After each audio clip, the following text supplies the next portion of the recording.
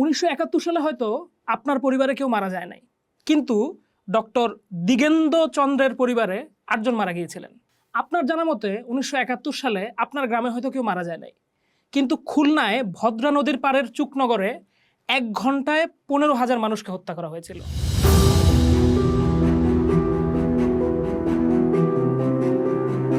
আপনার শহরে হয়তো কোনো বধ্যভূমি নাই, কিন্তু একা চট্টগ্রাম শহরে 116টা চিহ্নিত বধ্যভূমি আছে। সেই বধ্যভূমির একটা বধ্যভূমির নাম পাহাড়তলী বধ্যভূমি, যার কেবল একটা গর্ত থেকে 1100টি মাথার খুলি পাওয়া গিয়েছিল। আর সেই একটা বধ্যভূমিতে এরকম প্রায় 100 গর্ত ছিল।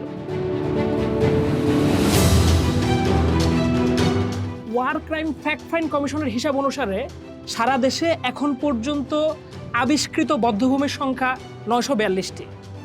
এদিকে গণহত্যা, নির্যাতন ও মুক্তিযুদ্ধ বিষয়ক গবেষণা কেন্দ্র তাদের চলমান জরিপে সারা দেশের মাত্র 30টা জেলায় গণহত্যার স্পট, বধ্যভূমি, গণকবর ও নির্যাতন কেন্দ্র খুঁজে পেয়েছে 5000-এরও বেশি।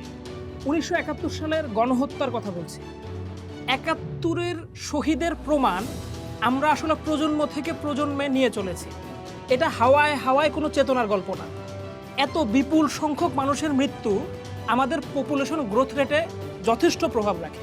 বিষয়টা নিয়ে কাজ করেছেন প্রখ্যাত পরিসংখ্যানবিদ এবং লন্ডনের বল স্টেট ইউনিভার্সিটির অধ্যাপক ডক্টর রহমতুল্লাহ ইমন। তিনি 1950 থেকে 2010 সাল পর্যন্ত বাংলাদেশের জনসংখ্যার গতি প্রকৃতি বা ট্রেন্ড অ্যানালাইসিস করেন। ক্ষুদ্রতম বর্গ প্রক্রিয়া বা মেথড অফ লিস্ট স্কোয়ার পদ্ধতি প্রয়োগ করে তিনি দেখান 1971 সালে বাংলাদেশের প্রকলিত জনসংখ্যা যত হওয়া উচিত ছিল তার চেয়ে 60 লক্ষ মানুষ কম আছে। আপনার হাতের কাছের মোবাইলটি দিয়েও এই বিষয়টা আপনি পরীক্ষা করে দেখতে পারেন। বাংলাদেশের পপুলেশন গ্রোথ রেট মানে জনসংখ্যার বৃদ্ধির হারের দিকে একটু লক্ষ্য করা যাক। 1950 থেকে 1955 সাল পর্যন্ত বাংলাদেশের জনসংখ্যা বৃদ্ধির হার ছিল 14.6 ভাগ। 55 থেকে 60 সালে সেটা হয় 15.3 ভাগ। 60 থেকে 65 সালে 15.3 এবং 65 থেকে 70 সালে 15.7। এই হারই 1970 থেকে 75 সালে গিয়ে দাঁড়ায় 5.3 ভাগে, যেটা আবার 75 থেকে 80 সালে একটু বেড়ে হয় 14.2 ভাগ। 80 থেকে 85 সালে 14.5, 85 থেকে 90 সালে 14.1। 1965 থেকে 70 সালে পপুলেশন গ্রোথ রেটে 15%-এর উপরে থাকা একটা দেশের পপুলেশন হঠাৎ করে 5.3% কি করে হয়ে গেল? আরেকটু লক্ষ্য করে দেখবেন 1965 সালে আমাদের যে পপুলেশন গ্রোথ রেট ছিল 15.7 ভাগ, সেটা আমরা এখনো অর্জন করতে পারি নাই। অর্থাৎ এই যে 30 লক্ষের বেশি মানুষ শহীদ হয়েছিল, তাদের বংশধরেরা জনসংখ্যায় যে প্রভাব রাখত, সেই মানুষের ঘাটতি আমাদের পপুলেশন ডাটায় স্পষ্ট। 71 থেকে 75 সালে আমাদের দেশ বেশ কয়েকটা বড় বড় দুর্যোগের ভিতর দিয়ে যায়। যেমন 70-এর ঘূর্ণিঝড়ের একটা দীর্ঘমেয়াদী প্রভাব 71-এ এসে পড়ে। 74 সালে একটা ভয়াবহ দুর্ভিক্ষ হয়। যুদ্ধের পরে একটা অংশের শরণার্থী ভারত থেকে ফিরে আসেনি। আবার এই সময় রাজনৈতিক হত্যাকাণ্ডে বহু মানুষের মৃত্যু হয়। তার সাথে মুক্তিযুদ্ধ। আমরা যদি এই সবগুলো ঘটনার ক্ষেত্রে সর্বোচ্চ ক্লেইমকে বিবেচনায় আনি, যেমন আমরা যদি 74-এর দুর্ভিক্ষকে দেখি, সরকারিভাবে বলা হয়েছিল মাত্র 26,000 মানুষ মারা গেছে, যদিও ইন্টারন্যাশনাল বিভিন্ন পত্রপত্রিকায় আমরা সেই সংখ্যাটাকে 1 মিলিয়ন বা 12 লক্ষ পর্যন্ত গড়াতে দেখি। সো আমরা যদি এইভাবে প্রত্যেকটা ক্লেইমে হাইয়েস্ট ক্লেইমগুলোকে নিয়ে বিয়োগ করতে থাকি, তাহলে আমরা মুক্তিযুদ্ধের প্রভাবে প্রায় 30 থেকে 40 লক্ষ মানুষের মৃত্যুকে স্পষ্টভাবে দেখতে পাই। আমাদের দেশে অনেক মানুষই শহীদের লিস্ট দাবি করে থাকেন। আমরা কি পৃথিবীতে এমন একটা যুদ্ধও দেখাতে পারবো যেখানে শহীদদের নামীয় তালিকা তৈরি করা হয়েছে? পৃথিবীর কোনো যুদ্ধেই শহীদদের নামীয় তালিকা তৈরি করা যায় না। তবে আমরা যদি একাডেমিক অ্যাপ্রোচে চেষ্টা করি, তাহলে এই প্রকলিত সংখ্যার কাছাকাছি পৌঁছানোর একটা চেষ্টা করতে পারি। আজকের এই আলোচনায় আমরা সেই চেষ্টাটাই করব। প্রথম অংশে আমরা দেখার চেষ্টা করব মুক্তিযুদ্ধ চলাকালীন সময়ে বিশ্বব্যাপী মিডিয়াগুলোতে বাংলাদেশের মুক্তিযুদ্ধে হতাহতের সংখ্যা সম্পর্কে বাংলাদেশি ক্লেম এবং ইন্টারন্যাশনাল ক্লেমে কি বলা হচ্ছে। যেমন আমরা যদি দেখি যে 71-এর মাঝামাঝি সময় থেকেই মিলিয়নের উপরে মানুষের হত্যাকাণ্ডের কথা বিভিন্ন মিডিয়ায় আসতে থাকে। যেমন মাওলানা আব্দুল হামিদ খান ভাসানী 71-এর মে মাসে 10 লক্ষ মানুষ হত্যাকাণ্ডের কথা উল্লেখ করে বক্তব্য দিয়েছিলেন। মুক্তিযুদ্ধের সময় মেজর খালেদ মোশাররফ কানাডার গ্রানাডা টিভিকে দেওয়া একটা সাক্ষাৎকারে বলেছিলেন ইতিমধ্যে 10 লক্ষ মানুষকে হত্যা করা হয়েছে। কবি আসাদ চৌধুরী মুক্তিযুদ্ধের সময় লিখেছিলেন বারবারা বিডলারকে কবিতাটি। সেখানে তিনি লিখছেন, তোমাদের কাগজে নিশ্চয়ই ইয়াহিয়া খাঁর ছবি ছাপা হয়, বিবেকের বোতামগুলো খুলে দেখো, ওটা একটা জল্লাদের ছবি। 15 লক্ষ নিরস্ত্র লোককে ঠান্ডা মাথায় সে হত্যা করেছে। অর্থাৎ আপনারা দেখেন সেই সময়ের কবিতাতেও শহীদের সংখ্যার উল্লেখ পাওয়া যাচ্ছে। এবং আমরা কিন্তু যুদ্ধ শুরু হওয়ার পরের মাঝামাঝি পর্যায়ে আছি এখনো। যুদ্ধের সময় শহীদের সংখ্যা যে ক্রমান্বয়ে বাড়ছিল সেটা কিন্তু বিদেশি কিছু পত্রপত্রিকায় উল্লেখ পাওয়া যায়। যেমন টাইমস 71 এপ্রিলে 7 তারিখে লিখেছে 3 লক্ষের বেশি মানুষ হত্যাকাণ্ডের শিকার হয়েছে।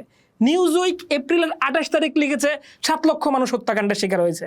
দ্য বাল্টিমোর সান 14 মে 1971 সালে লিখেছে 5 লক্ষ মানুষের হত্যাকাণ্ডের কথা।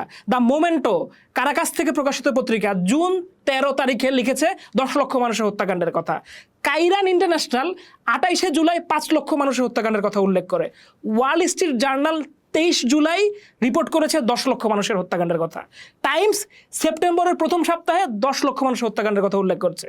দি Hampstead and Highgate Express London থেকে প্রকাশিত একটি পত্রিকা 1 অক্টোবর 1971 সালে উল্লেখ করেছে 20 লক্ষের অধিক মানুষ মৃত্যুবরণ করেছে বাংলাদেশে। এসব ফিগার যুদ্ধকালীন সময়ের কথা। যুদ্ধের সময় অর্ধপূর্ণ তথ্যসূত্র দিয়েই এসব নিউজ করা হয়েছে। ডিসেম্বরের আগে পূর্ণ খবর পাওয়া প্রায় অসম্ভব ছিল।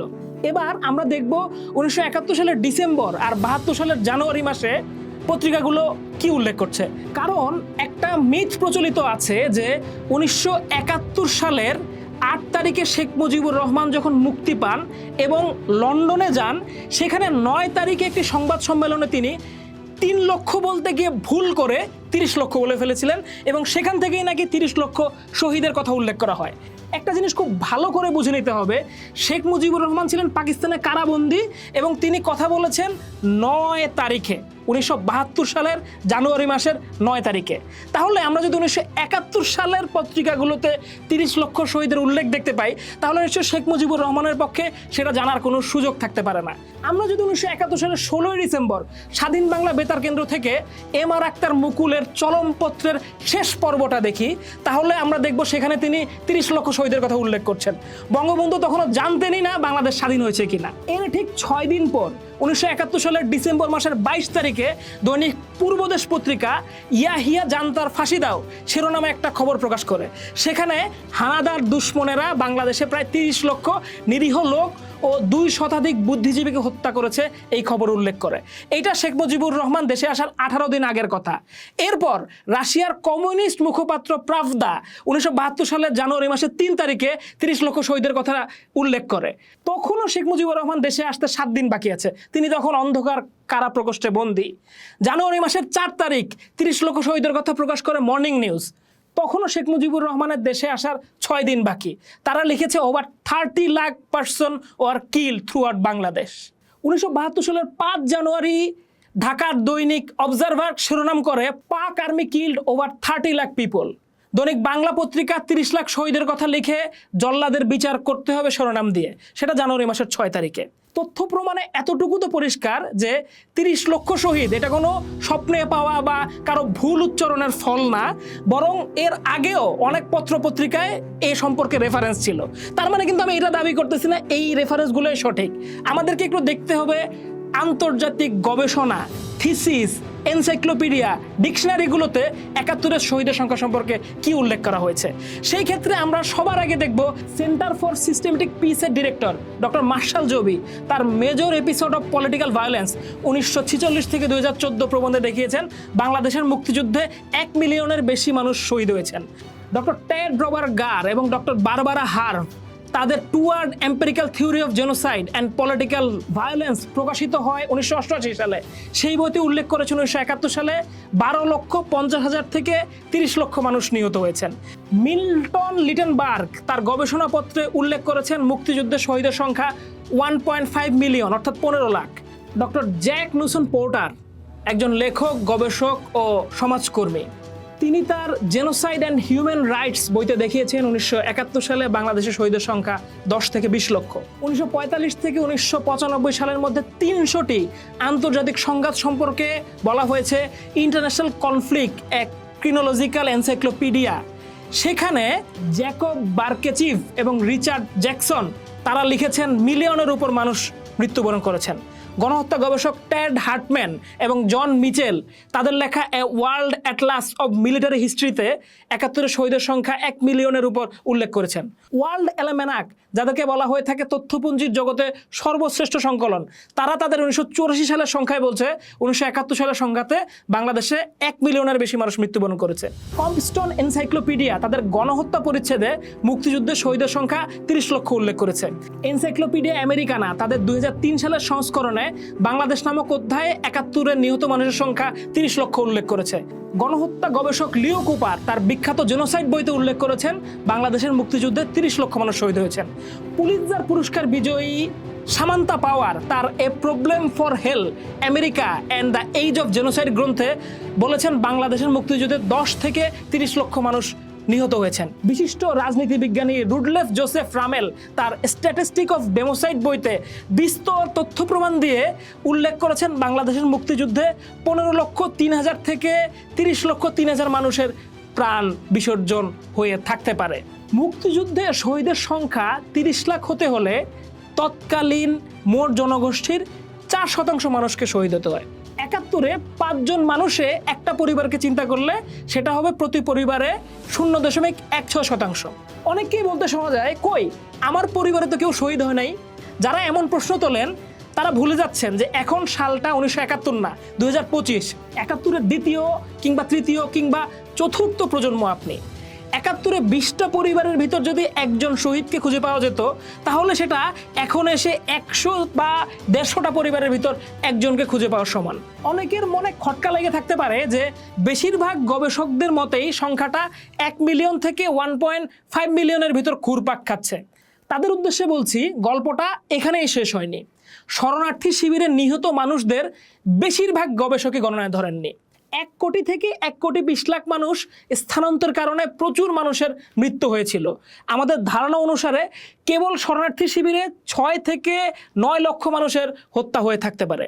হার্ভার্ড বিশ্ববিদ্যালয়ের স্বাস্থ্য ও জনসংখ্যা বিভাগের অধ্যাপক ডক্টর রিচার্ড ক্যাশ বলেছেন, আমি পাবলিক হেলথের লোক হিসাবে যুদ্ধে সরাসরি প্রাণহানি ছাড়াও কোলাটেরাল ড্যামেজের দিকে নজর রাখতে চাই এবং 71-এর যুদ্ধের ফলে প্রায় 10 মিলিয়ন মানুষকে ঘরছাড়া হয়ে ভারতে পালাতে হয়েছিল। 5 লাখ মানুষ যুদ্ধ পরবর্তী সময়ে মারা গিয়েছিল। এইসব অতিরঞ্জিত প্রাণহানির দায় কার? সবই কি ঈশ্বরের লীলা, নাকি যারা এই যুদ্ধ এনেছিল তাদের? আমাদেরকে এই জিনিসটা খুব ভালো করে বুঝে নিতে হবে। আমরা যখনই 71-এর শহীদের সংখ্যাকে বুঝতে চাই, আমরা কি সেখানে শুধু কনফ্লিকচুয়াল ডেথকে দেখব, নাকি এর ছাড়া আনুষঙ্গিক যে ধরনের মৃত্যুগুলো ঘটেছে সেই মৃত্যুগুলোকে সামনে আনবো? যেমন আমরা যদি ল্যান্ডসেটের গবেষণাপত্রগুলোকে দেখি, ব্রিটিশ মেডিকেল জার্নালের গবেষণাকে দেখি, টেস্টিমনি অফ 60-র আলাপকে দেখি, তাহলে আমরা দেখতে পাবো শরণার্থী শিবিরেও বিপুল পরিমাণে মানুষের মৃত্যু হয়েছিল। এই সব বিষয়কে যদি আমরা একত্রিত করি, তাহলে আমরা বুঝতে পারি 1971 সালে যে হতাহত হয়েছিল সেই হতাহতের সংখ্যা 30 লক্ষ হওয়া খুব বাড়াবাড়ি কিছু না। এই সংখ্যাটা এর কাছাকাছি কোনো একটা সংখ্যা হবে। ফলে শেষ কথা এটাই যে আপনি যদি আপনার এলাকার গণহত্যা সম্পর্কে না জানেন, তাহলেই আপনার মনে এই নিয়ে সন্দেহ তৈরি হতে পারে। বাংলাদেশে মুক্তিযুদ্ধ নিয়ে প্রচুর পরিমাণ কাজ হয়েছে। আপনারা যদি আপনাদের নিজের এলাকাগুলো সম্পর্কে জানতে পারেন, তাহলে আপনারা খুব পরিষ্কারভাবেই বুঝতে পারবেন সারা বাংলাদেশে মোট কত মানুষ শহীদ হয়ে থাকতে পারে। আজকে এতক্ষণ আমাদের সাথে থাকার জন্য অনেক অনেক ধন্যবাদ। পোস্ট দেখুন, ভাবুন, করুন।